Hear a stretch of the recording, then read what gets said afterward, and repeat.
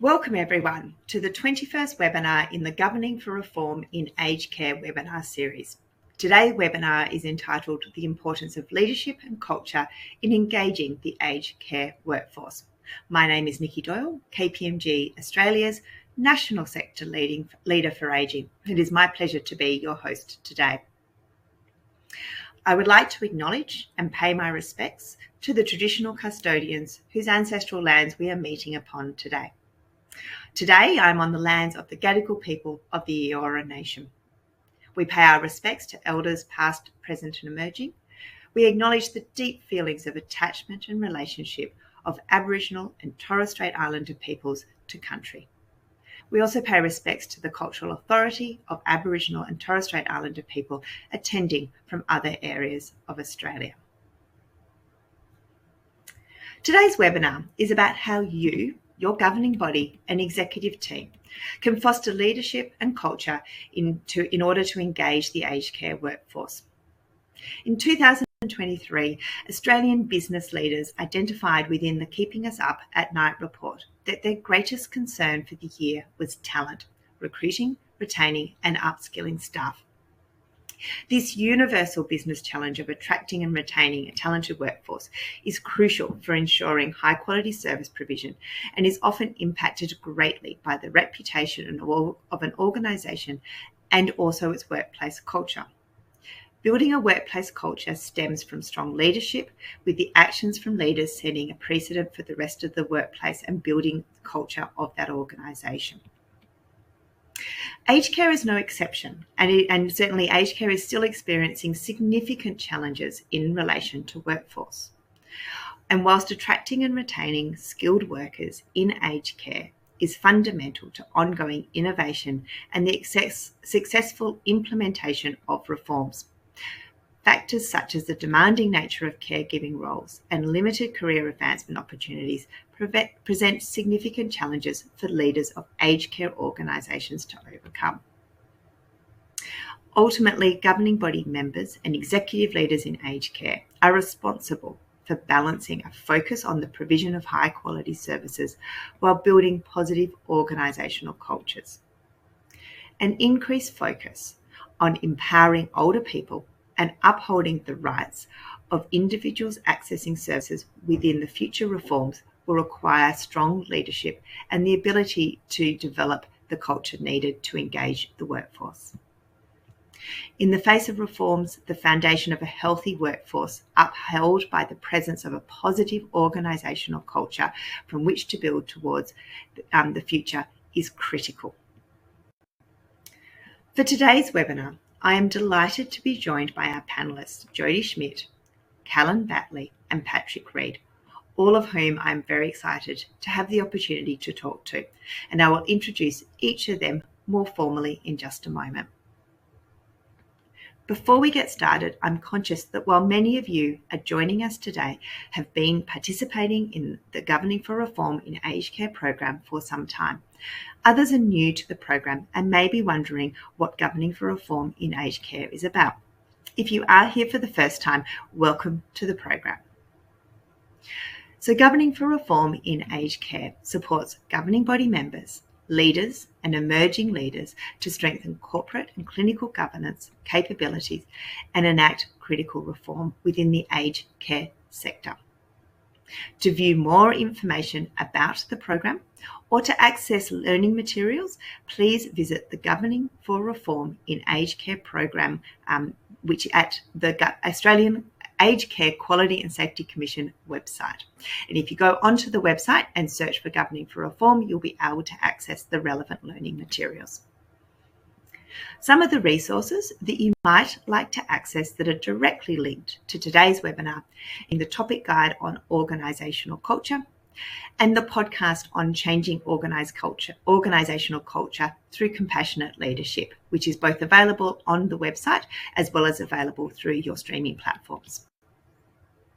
You will also find recordings from our previous webinars and information about opportunities to get involved in other parts of the program. Before we start our panel conversation today, I would like to draw your attention to the layout of the screen. You'll notice that you can manipulate the screen in any way you like.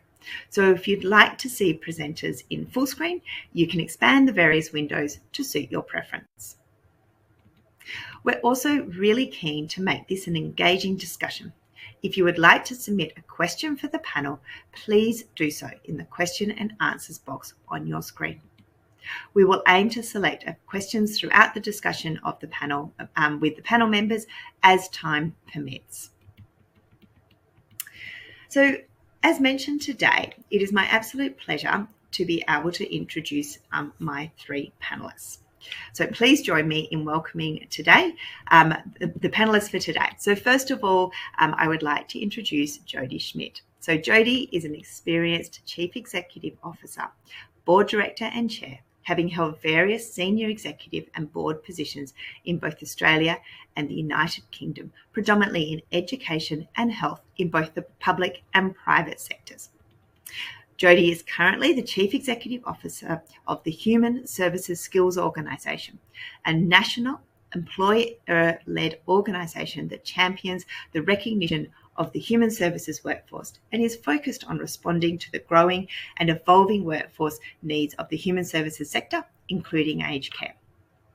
Prior to this, Jodi was the Deputy Director General of Training and Employment with the Queensland Government and the inaugural Chief Executive Officer of TAFE Queensland. Jodi also served as the Chair of the National Education and Foundation Skills Industry Reference Group and has been a member of several national review boards and expert panels. Jodi, welcome. We are very much looking forward to your contribution and insights today. My second panellist I would like to introduce is Callan Battley. So Callan has held several executive leadership roles in large health services and is a highly respected executive nurse leader. He's passionate about healthcare and wellbeing of children and young people with a particular interest in equity. Callan also has a strong track record of leading transformation to deliver improvement and high performance. He has held a number of executive leadership roles in large health services. As well as being an Executive Director of Nursing Services, he's also working in partnership with multiple universities to develop a paediatric and young persons nursing workforce for the future. He's actively involved as an investigator in several research projects that seek to improve outcomes and reduce harm to children and young people, and actively involved in children's health and wellbeing in rural and remote Queensland through volunteer work. So Callan, welcome. In particular, I'm looking forward to finding out a little bit more about some of your research around workforce, which is very, very interesting and pertinent to today. Our third panellist is Patrick Reid. So Patrick was appointed IRT Group's CEO in February 2018. IRT is one of Australia's largest secular, not-for-profit aged care providers. IRT specialises in seniors' lifestyle and care solutions. Patrick is also a graduate of the Australian Institute of Company Directors and is a board director with Coordinaire PHN, Southern New South Wales, and the Australian Foundation for Disability. He is a former chairman of the Illawarra Health and Medical Research Institute, and in his day-to-day role at IRT, Patrick works with almost 2,800 staff and volunteers doing the critically important work of caring for older Australians. Patrick is also a registered pharmacist and community pharmacy owner, and in 2022, Patrick was a fellowship recipient at Harvard University in the USA. Welcome, Patrick, to the panel. Okay, so from a panelist perspective, I'm keen to get us started because I suspect there's an enormous amount that we are going to cover across the course of today's webinar, and I'm really keen to be able to make the most of the time that we've got with our three panelists. So my first question is I'm going to actually come to you, Jodi, but I'm really keen to understand through what lens do you view current workforce challenges in aged care? What's your general take on the topic? And Callan, I might come to you next, noting you're not from necessarily from aged care, but working in the broader health sectors, and then come to Patrick last. But Jodi, over to you. Thanks, Nicki. As you said in the intro, the Human Services Skills Organisation is an employer-led organisation focused on workforce in essence. So we watch the growing and evolving needs of the human services sector, which includes aged care, disability, veterans affairs, allied health, youth and community services. And it's a broad sector, but it's an interchangeable sector to some extent in workforce, and increasingly that's the case.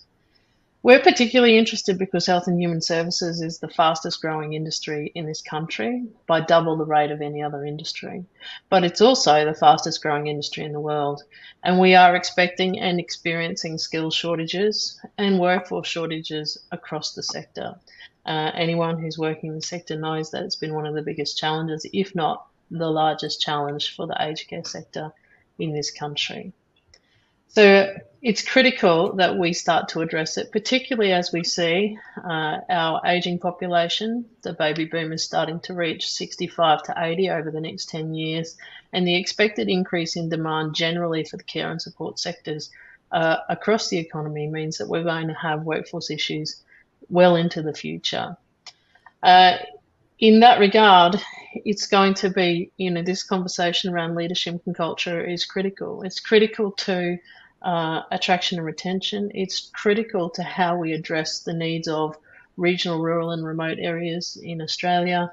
It's critical to thinking differently about how we address skills shortages and how we deploy staff and what job architecture we use to do that, how we innovate and adopt new ways of undertaking things, and how we address some of the stigma and concerns around these roles. The bulk of the roles in the sector being unattractive, and the working conditions being difficult and challenging in many instances, the things that we hear so often. Culture and leadership, or leadership being part of culture really, is one of the critical issues that we've found in our research and in the data, and I expect that we'll talk about that more as we progress through the hour. Fantastic. Thank you, Jodi, for your insights. We are definitely going to come back to that very important topic. Callan, over to you. I know you're in health, but likewise, there's also issues from a workforce perspective in health. Interested in your perspectives. Yeah, I feel like it's a bit unusual in some ways that I'm talking to a sector around aged care, but there are a lot of similarities. And in fact, I started out my career working in aged care as my first job in healthcare. But obviously, my role looks after a statewide health service that supports a vulnerable population. That includes not just a patient or a client, but a family and a community. And I think there are a lot of similarities with aged care. It's also, as you'll be aware, like aged care, under a lot of pressure around workforce across not just our country, but across the globe. If you sort of look at some of the global trends around healthcare employment, there's some great things in that we're all living longer, and obviously, in our case, we're also seeing much younger children come into our health service. So there's more to grow. I think for me, what do I think about this challenge? I think beautifully covered by Jodi some of the key elements around the really important role leaders play in taking a different view of how to solve this problem.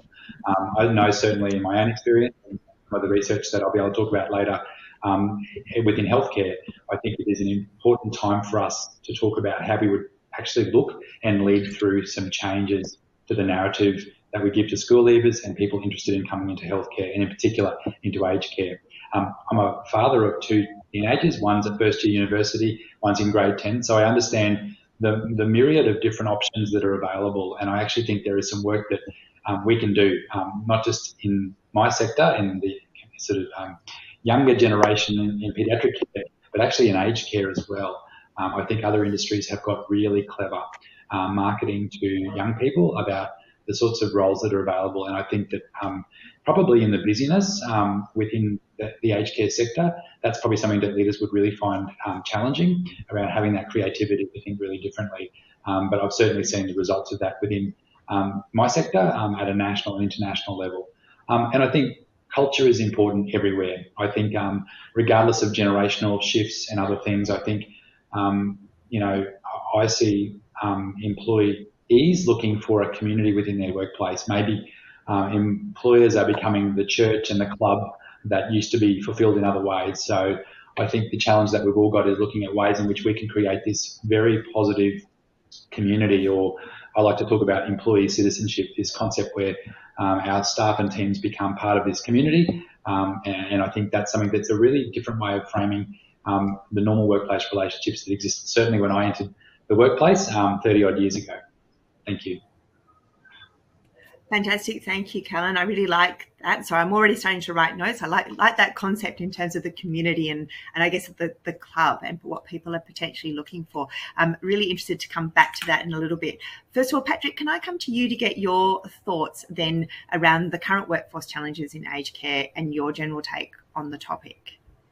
Yeah, thanks, Nicki, and thanks for the invite. I think in terms of the perspective that we take as an aged care provider and from a board perspective around those issues of leadership and culture are, as Jodi said, this is a longer term issue. It's going to be with us for quite some time. And as a result, I think, executive managers and others need to think longer term about how they are going to manage their workforce, particularly around issues of workforce planning. I think it's something that as an aged care provider, we think a lot about. But in terms of the structures that we have across the industry for workforce planning, I think we are somewhat lacking in terms of how we do approach that. There's also probably a medical lens that many of us put on our workforce. It's not just that, it's the lifestyle officers, the administration. Many of us have facilities maintenance and other things that we have to consider as well. So their trades and other skill sets that we have to attract to the sector too, to keep the doors open, the lights on. So I think for me, it is about forward planning and working with the board and management around how do you become an employer of choice, which is easy to say, very hard to do. And, support people through a career path. I think, we've worked very hard on latticing up all of our opportunities within our business to make sure that people do have a career path. Because often there are, a bit of snakes and ladders in health and social services where you don't necessarily build a career unless you're very meaningful or very deliberate about it. So trying to make sure that we can take people through that journey. And we've got a couple of great examples, or more than a couple, where people have come in as a care worker or lifestyle officer and have worked their way up to become an EN, an RN and other things through that process to actually get to a career where now they're a care manager, a senior executive and those things through that support. And that does take time, commitment. It takes time, treasure and talent to actually give them those pathways. So I think, again, that takes some forward thinking. The other thing for me too as a health professional is ensuring that every one of our valued staff works at the top of their scope. And I think that's something that health is only starting to explore fully now because of the dire state of, the workforce, is ensuring that every person within the business can work at top of scope. Some of that is through, formal structures of education. Some of it's through the professional bodies who sometimes try to restrict or limit scope for other professions. How do we make sure that top of scope is actually practiced by everybody? And probably the most critical one I'm looking at the moment is the ENs. Who at the moment I think have been somewhat excluded from aged care, but if they work at top of scope, should be a very valuable contributor to the care and health of our residents in both residential care and home care. So I think there's a range of factors there, but probably as I said, the long-term planning and workforce planning that we need to do has to, sort of step up a little bit at this point. Fantastic. Thank you, Patrick. Can I also just get your viewpoint around the impact of the current aged care reforms on workforce attraction and retention?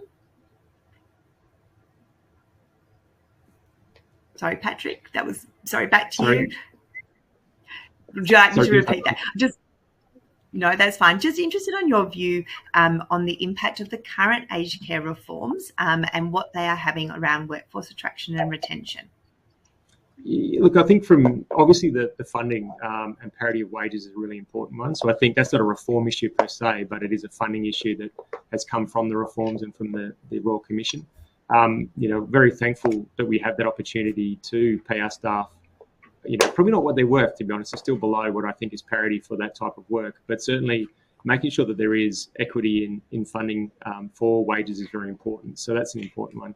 I think the biggest concern I have is timelines to change. And there's sort of an external view that many workers and people within the industry aren't amenable to change. I think they have been certainly since 2013 with all the changes we have seen. So within that, I think it's just the fatigue around change and making sure we are supporting our staff through a new Aged Care Act, a new set of standards, and all the things that come with that around policies, procedures, all those sorts of things to make sure that we are supporting them through those processes so they can continue to provide care. So I think for me, look, the reform's necessary. It's important to do, particularly around that that putting the consumer at the centre of everything through the new human rights-based legislation. But that does come with an overhead that we do need to think about in terms of workforce. But from a attraction and retention component, I think we're seeing a bit of a turnaround domestically, particularly with our staff. Still dire straits around registered nurses, and some of the other reforms states have done around HECS debt relief in the public sector is difficult for us because we don't have access to that type of amenity. So those sorts of things will continue to impact, as I said, for medium to longer term. So we will have to get creative around the reforms and how we do meet the needs of our residents, and also to make sure that we are supporting staff through that progress and then into the future, because again, that's not going to be a short-term thing. It's going to take a number of years for that to bed in. So I think supports are very important through that process. Fantastic. Thank you, Patrick, for those insights. Jodi, I might come to you next. I'm keen. I think we've had a really good overview about some of the current challenges around workforce, but just keen to start to explore a little bit more about the importance of leadership and culture in engaging the aged care workforce and engaging workforce. And really interested in your perspective. Where does that sit overall in terms of looking at attracting and retaining workforce? What are your perspectives? I guess it depends on the type of role we're talking about, and Patrick did a good job of talking about the really wide scope of employees that work in aged care. So it's always a good thing to remember that you're talking across a whole host of professional streams, domestic streams, and then of course the frontline workers who are servicing the clients. From my background, which comes in workforce development, education and training, and leading large organisations and small organisations, the setting of culture in an organisation is critical for a range of reasons. I think that the aged care sector has grown over a period of less than 100 years. When you read the Royal Commission, you remember that we're talking about a pretty young sector in this country in terms of formalised aged care services, and it has developed over time, and there's a range of things that are still happening, and you see that in young industries. I had an experience myself in education and training in the TAFE sector. I have been a change agent most of my working career, and the thing that makes the difference when you're affecting large change is ensuring that you can set culture in an organisation. Until you can do that, leadership falls flat, strategy falls flat. To a large extent.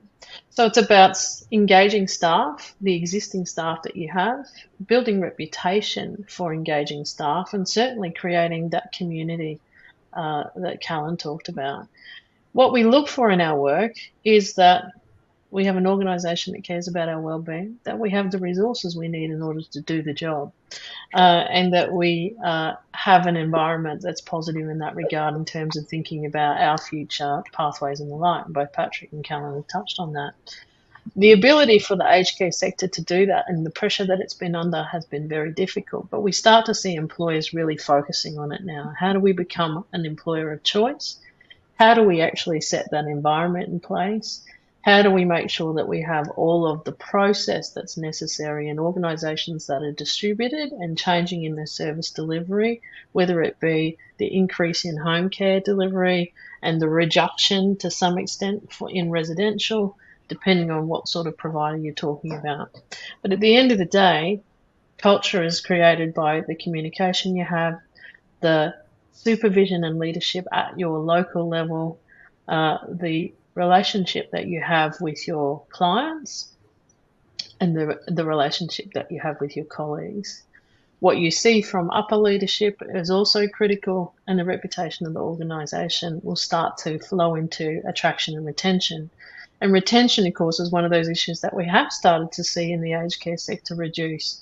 In the height of COVID, we saw rates over 50%, reducing perhaps to 35%, and most recently I've heard it coming down around the 17% mark. So it's things are changing and things are getting better in the same way that Patrick talked about the fluctuation of availability of staff. And in terms of pipeline, we really need to start thinking about how we create a pipeline of sustainable staff and attraction of individuals to the sector, which is about making people aware of it.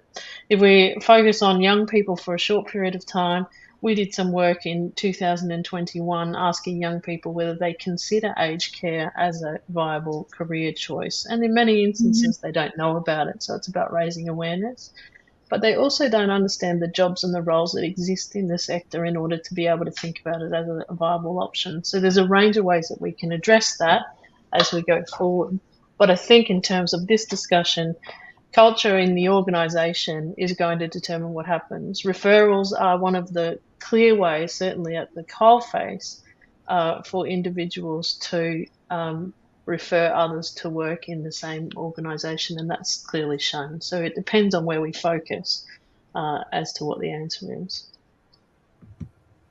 Fantastic. Thank you, Jodi, for those insights. Callan, keen to come to you next, and keen for your perspectives on the importance of leadership and culture, but likewise, how do you balance the leadership focus that you need to have as a leader in an organisation, but also build a positive workplace? At times, they often seem like they may actually not be working in the same direction. So really keen in your perspectives. Yeah, look, I think it's interesting, isn't it? I've not worked in the aged care sector for a while now, and so just kind of thinking about how it's presented in our media and the stories I hear, it's often talked about in a way where there's a big challenge, and there clearly is around, attracting staff into it. There's a growing demand. It is an enormous challenge, but it's often framed as a problem, as opposed to, probably as Jodi framed it, this is one of the biggest emerging industries in our country. And if you sort of look at how other industries commercially actually promote that, I think one of the things that I certainly would agree with is the importance of the role of leaders in creating a positive workplace. I think that there's been some interesting things that we see in our workplace. We're doing our current study on this at the moment, looking at joy at work. And we know that across all workforces, actually, not just in healthcare and not just in aged care, that there's been something that has shifted during the pandemic around people reconsidering what joy or satisfaction at work looks like.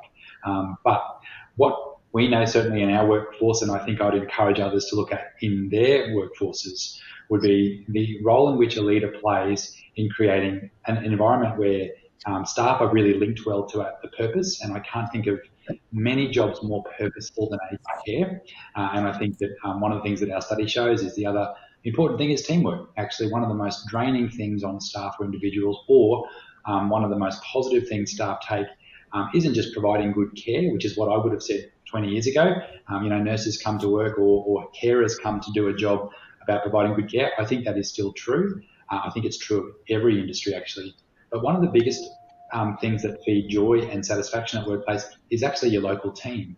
And that's sort of a construct that's really well supported by a leader.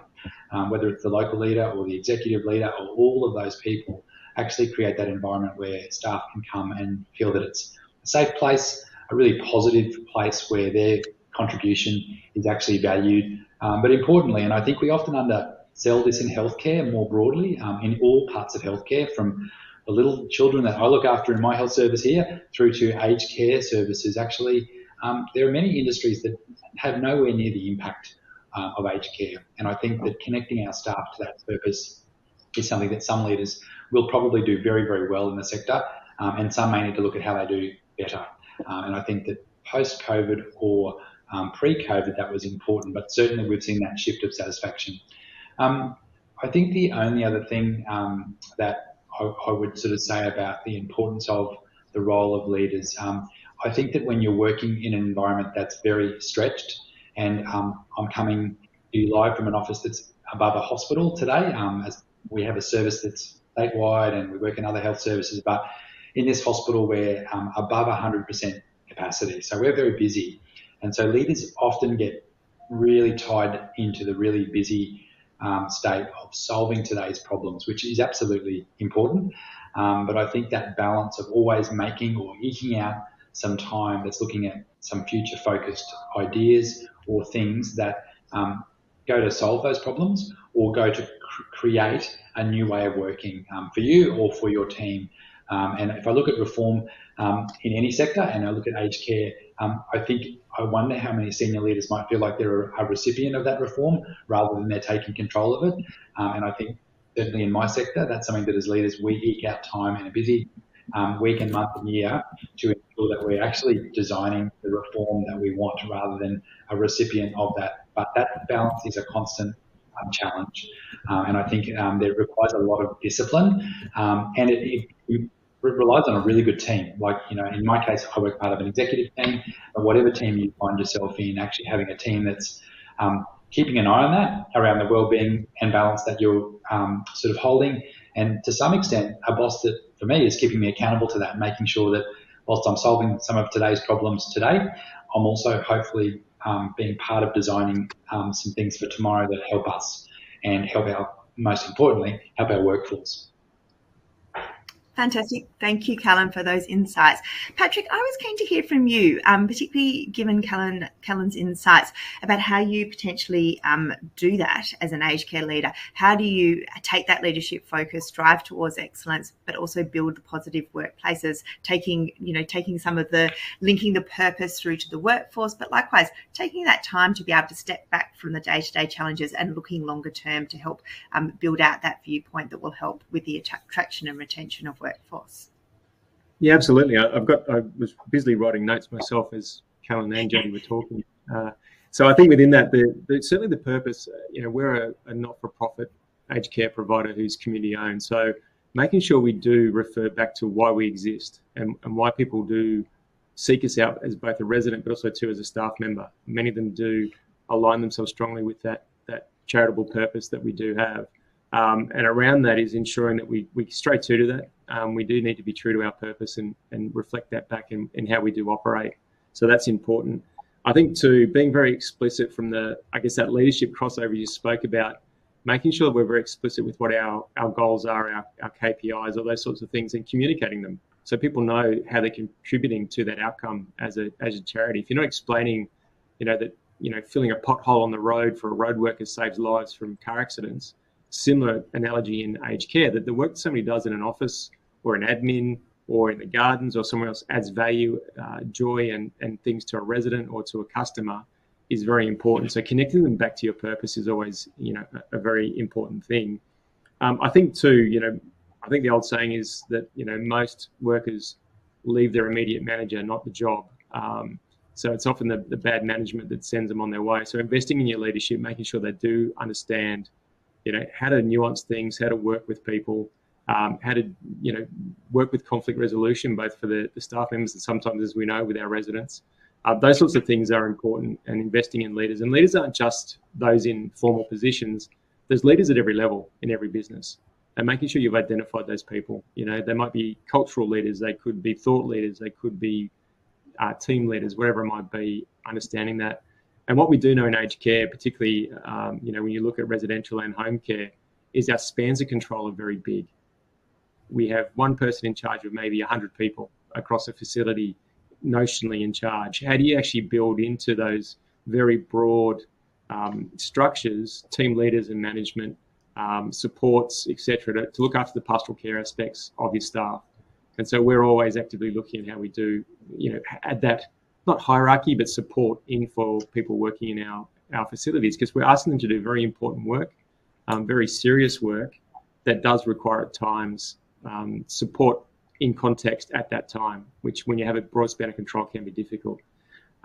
So I think within that, they're all important things. And Callan spoke about headroom, creating headroom for leaders and others to actually have the time to do pastoral care, to check in with people, to talk about their aspirations, their goals, their challenges, their issues, related to the job and unrelated to the job, to make sure that you are being human in your response to the workforce. So that's really important. The other thing too, and I'm a big fan, I suppose, of looking for where not every workplace is harmonious, not every person is there with honest or good intent, is if you do come across the bad apples, don't tolerate it, because the standard you walk past is the standard you expect. And so when staff are telling you things about a workplace, about their colleagues, you do need to listen. And through COVID, that was difficult because often I like to walk the floors in facilities or do ride-alongs, those things to hear directly from staff, because I get a lot of insights about how things are going culturally and otherwise, and often say that you can walk into a facility or walk into a work site and you'll get a feel for the culture almost immediately on entry. Maybe that's a learnt behaviour, but it's something that I think you can feel. So I think making sure that you are, ridding yourselves of bad apples, being a little bit ruthless, and that's difficult when you do have a scenario where upright and breathing is a qualification because of the stress on job roles and recruitment. So sticking to that and being quite strong in that is an important one. But certainly, I think linking purpose and making sure people are well informed about what you're trying to achieve is always a good option. Fantastic. Thanks, Patrick. I love the analogy about the road worker filling in the potholes, but being clear about what the broader intention and outcome of their work is. I think that's a really good analogy sometimes for the challenges we have in aged care. Patrick, can I just stay with you for a minute? I'm really interested. We've spoken a lot about culture and leadership within an organisation. Just taking this up a step to board members, what role do board members have in terms of developing the culture, particularly when they're not people from an aged care sector background? And can I also, before you answer, put a plug in? That's an audience question. So thank you very much for a great audience question. Really keen to have some more audience questions as well. But yeah, keen to get your thoughts about how do we engage board members from a culture perspective when they're not from an aged care background? Yeah, look, I think culture is king in terms of where, organisation. I think we've heard that from all the speakers today around how you do engender trust and respect from workforce and keep people retained. Same for a board. The board needs to understand context of aged care, and they're not going to get that sitting in a boardroom and never going out, meeting with residents, meeting with staff, hearing from them, and having that transparency. So no sort of third wall between your board and the work that your staff are doing. I think that's important. So we encourage our board members to go to site, not with me. They're not grand tours where I, sanitize the place before I get there so they don't have a bad experience. They go of their own volition. They do ride-alongs. They go to our retirement villages, all those things to meet with both residents and staff and get honest feedback about the business itself. I think that's the first thing. And they will gain, as I said, as I do, when you enter a place, you'll get a feel for the culture pretty quickly, from your first reading all the way through to what the residents or customers are telling you. So I think from a board's perspective, if they don't know aged care, you need to give them very strong context about what you're doing. And we know that aged care, we're dealing with vulnerable people, often quite frail, may or may not have cognitive issues, all those sorts of things. And our staff often too, I think it's, still the high percentage of our residents have no family who come to visit or friends who come to visit. And often our staff are their friends and family. So within that, that's a very different work role or job role than many of our board members have had previously, particularly if they're from other backgrounds. So I think understanding the context of that and immersing themselves in, the visits, immersing themselves in the detail of how aged care actually works is really important for them to understand culture. And then, of course, listening to staff, listening to what they're being told and asking questions, being inquisitive. If they get a poor result or a poor outcome from a visit, they need to be inquisitive about why and then challenge their management and be encouraged to do that, not blocked. So, there's a range of things there. But certainly, I think for me, culture and context are very closely linked, particularly within aged care.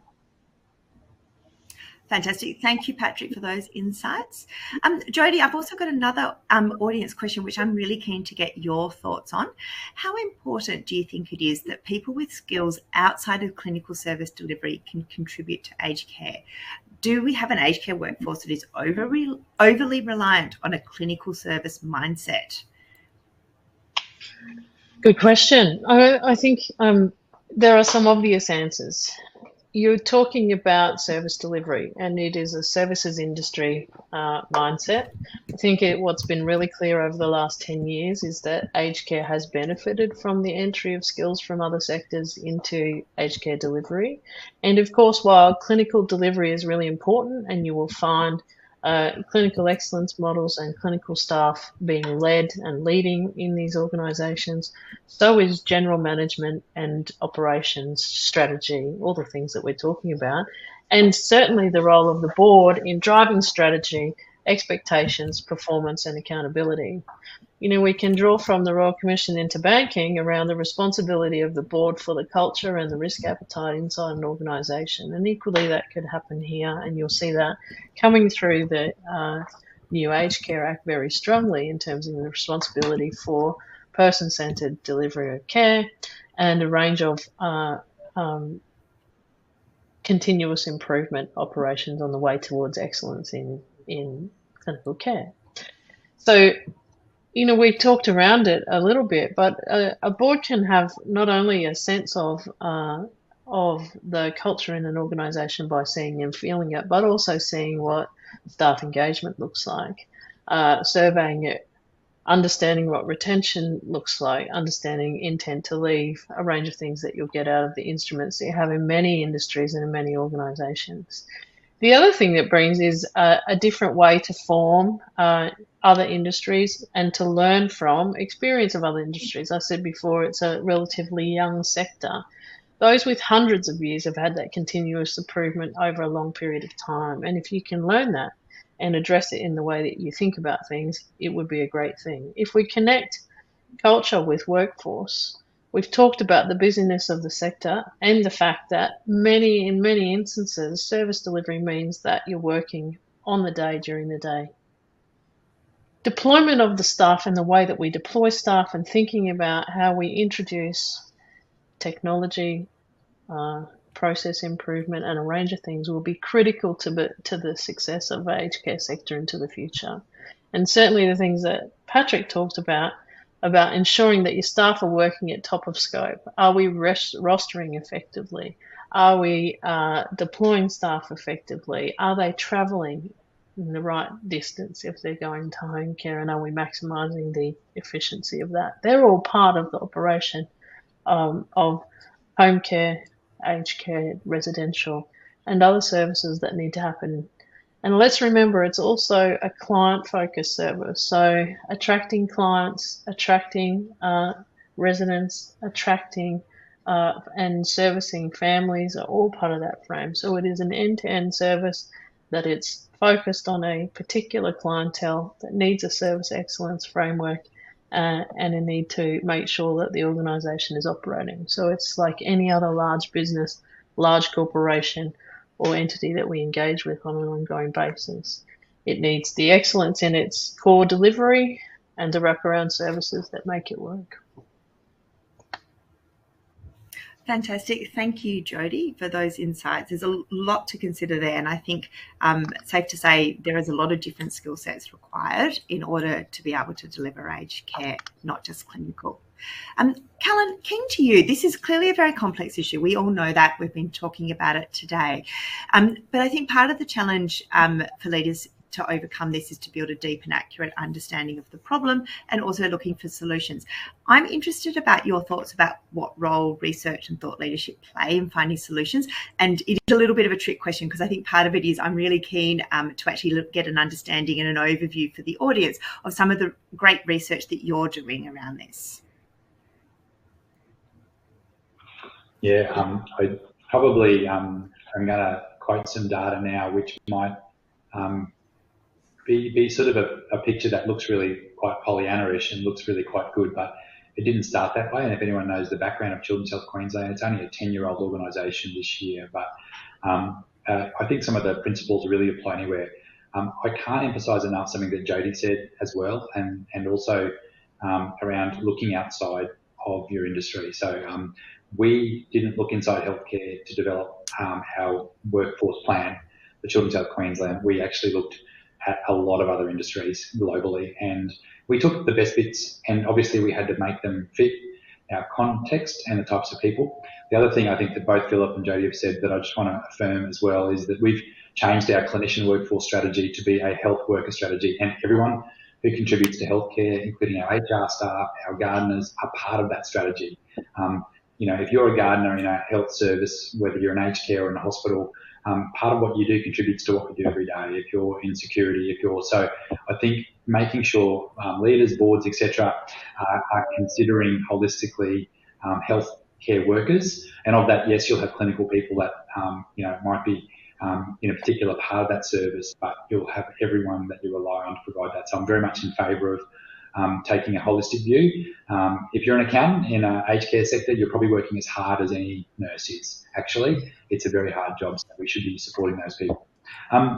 Probably the one thing that, I've only been at Children's Health Queensland for about 5 years. When I arrived, Queensland's a really interesting state where there's some really positive things around workforce, but there's some really big challenges because of our distance, and we're a statewide health service. So, and we had a really sort of an ambition to be the best paediatric service in the country, which the last 2 years we've been ranked as the top 10 in the world, but that started with a plan. So I think our plan, what I saw was really an important part, and we've been studying part of this, and we're just about to start another study on this as sort of the next tranche, has been around what's our narrative to our broader audience of potential healthcare workers who want to be a nurse. And so I think one of the things Patrick said was really helpful was we took a really broad look at everyone that was a possible nurse, school leavers, existing admin staff, cleaners, people who were anywhere near us. We took them as being a VIP, and they needed to hear a narrative from us that described what it is that we do in our health service and what nurses do. And we planned that, and we've done a lot of work with our local school community, our local university and TAFE community to make sure we spread that. And I'm very happy to say that we have no vacancies in our hospital. We have a less than 3% turnover rate of nursing, and there's a worldwide shortage of nursing, and it impacts disproportionately aged care and paediatrics. So, of course, we're very happy about that. But that narrative became something that all of my senior staff became really fluent in, and it really connected staff during the pandemic to what was the high purpose of this work, and how we would support you in your career to do that. So we looked at admin staff that maybe wanted to become an enrolled nurse, or wanted to become a cadet, or wanted to become a registered nurse, and we made it really clear to them what we could do to help them, and we saw that pipeline as really critical. And actually, your knowledge in our sector was as important as your knowledge as a nurse. So if you were an admin person for 10 years, but you might want to do a mid-career transition, we made that relatively easy for you, and we made you feel like we were there supporting you the whole time. What the study has shown is that works. If I just choose one subset, we wanted to improve our Aboriginal and Torres Strait Islander nursing cohort, and when you've got a turnover of less than 3%, that's quite hard, because most health services use new employment opportunities as a way of changing diversity within their workforce. We don't employ many people because we don't need to, but we had a plan, and we really targeted a very networked approach to that, and that's been really effective. And our research has shown that those nurses that now work with us, so we've had a 1% year-on-year increase in our total percentage of Aboriginal and Torres Strait Islander nurses at Children's Health Queensland, and that's the biggest growth in any health service in Queensland right now, which is great. But we actually reached potential nurses where they were. Some of them were at high school in grade 11, not really sure what they wanted to do. Some of them were actually in other courses at university. Some of them were nurses who didn't want to work with us. And so we kind of made it our business to actually connect with them in a way that wasn't flexing our muscle and trying to coerce them in any way, but just showing them and listening to them about what they wanted, and actually then trying to create a pathway in, which was very authentic and realistic. We don't have any magic, but trying to make sure that we could actually help them navigate into a university place, a TAFE course, a part-time job with us. So I think enrolled nurses was mentioned previously by Patrick around just the importance of them. We piloted a program here on USINS, which is now used in many states under a different acronym, undergraduate student in nursing it's called. So we took second and third year nurses, and we employed hundreds of them a year. And so it's, again, been a really successful strategy to convert it.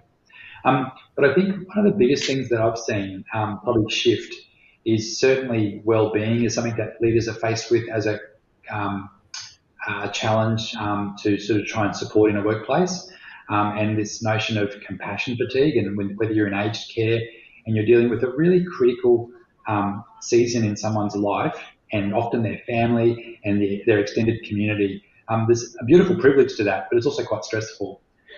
What we found was the stress of that, and you can imagine in my environment dealing with young people and some really tragic and sad situations, the stress of that nowhere comes near to the stress of a workplace that hasn't got harmony and isn't working functionally well as a team.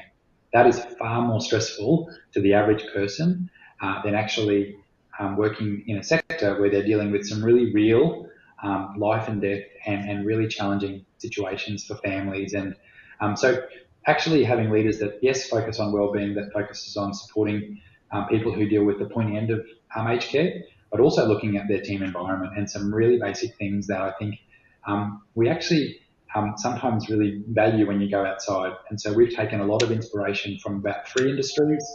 One is engineering, interestingly, not healthcare. One is banking, very much not healthcare. And one is the arts industry, which has also got a lot of similarities when you actually scrape beneath the surface of what occurs within some of the arts industries around in to try and look at what of those interventions have worked.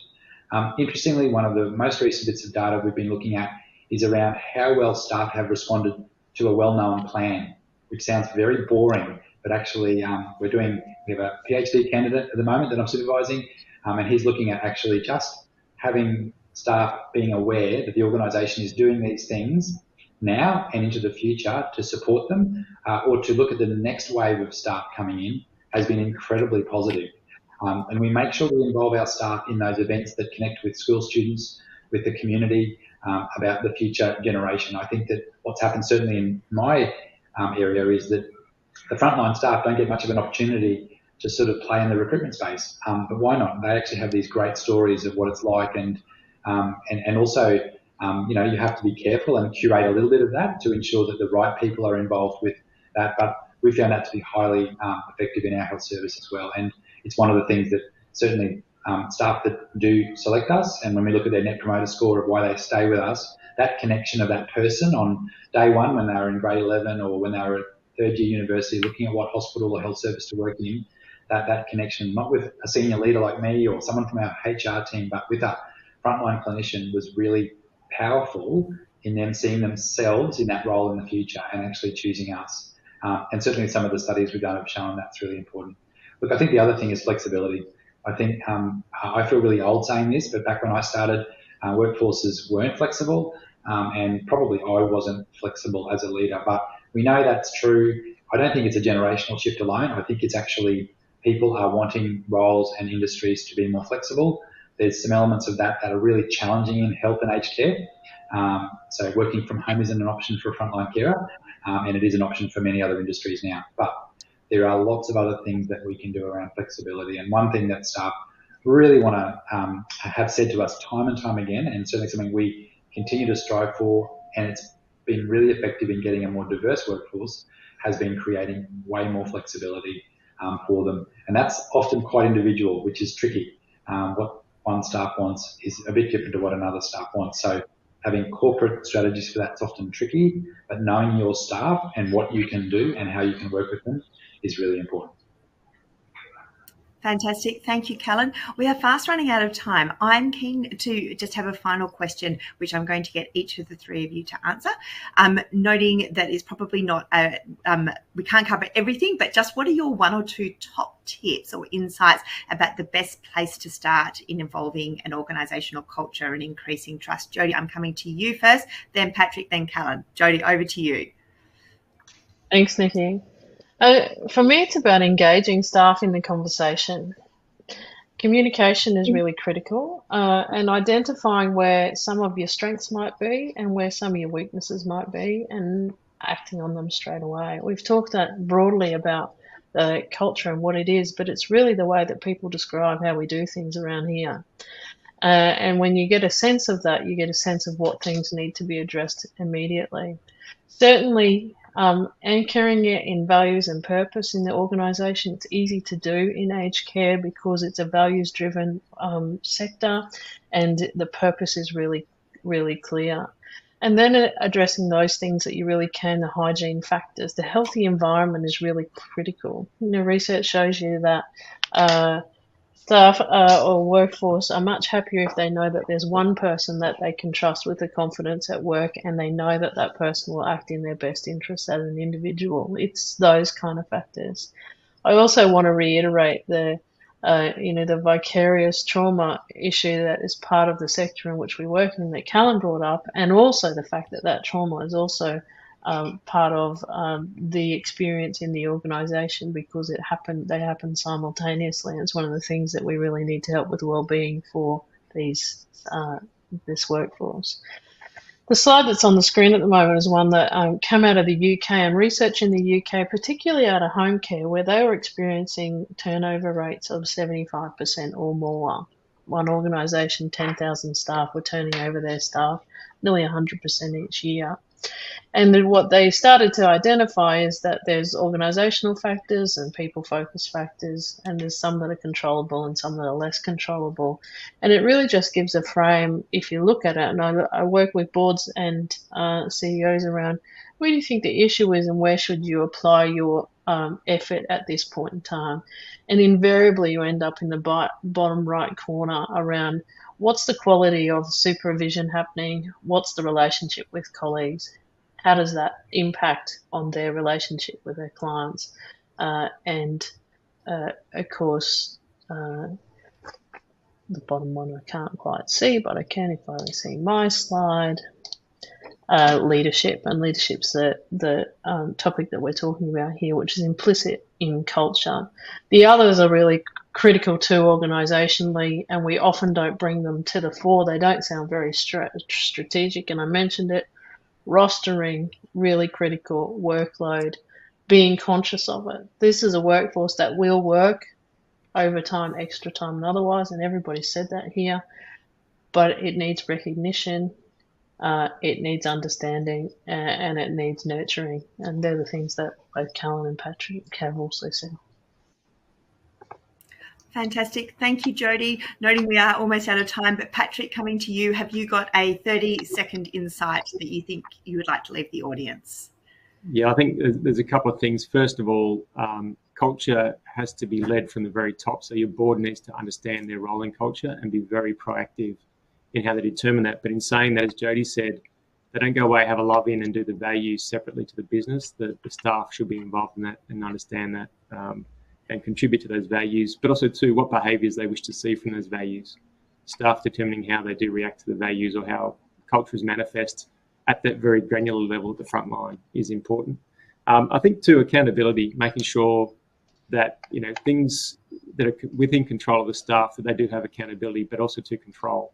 There's no accountability without control. So if they are trying to change behaviour of colleagues, etc., then they are accountable for that as well. So I think, those things will add up over time, and certainly making sure that everybody understands why they're there and why they're doing the important work that they do. As I said, they are motivated self-starters. We just need to give them the support and the understanding to get the job done and be there for them. Fantastic. Thank you, Patrick. Callan, over to you. One small insight in terms of how do you progress this? How do you go forward? Yeah, look, I'll keep it simple. Start with yourself as a leader. What are you bringing to work? Are you bringing your best self? Is it time for a bit of a look at that? And I think that's one of the things that we all have control over. And I think that great leaders take a good hard look at themselves in order to bring their best self to work and actually help to lead others. So that's it. Fantastic.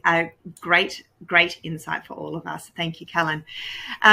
So thank you so much for joining us today. That brings us to the end of today's webinar. What an absolutely fascinating discussion, a really tricky topic, but one that is absolutely critical for the future of the aged care sector.